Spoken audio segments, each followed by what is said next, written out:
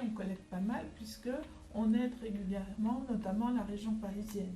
Mais d'une manière générale, on a quand même en France ce qu'on appelle une autosuffisance, on arrive à couvrir les besoins.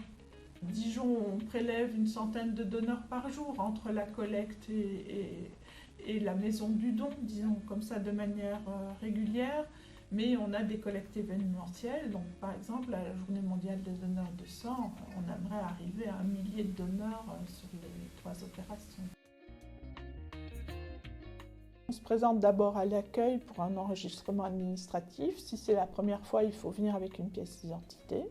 Il ne faut pas être à jeun quand on vient de donner son sang. Donc on commence par s'inscrire auprès de la secrétaire, puis on complète un questionnaire médical et on est reçu soit par une infirmière, soit par un médecin pour vérifier ensemble le contenu du questionnaire médical et l'aptitude au don, vérifier la tension aussi. Si tout est OK, on va se faire prélever. Le prélèvement dure entre 5 et 10 minutes. Ça ne fait pas plus mal qu'une prise de sang classique, c'est juste un peu plus long.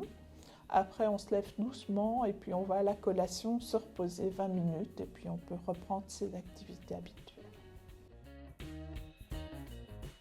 Il y a des périodes de l'année où les donneurs sont moins disponibles, soit pendant les vacances, donc souvent août est un peu compliqué.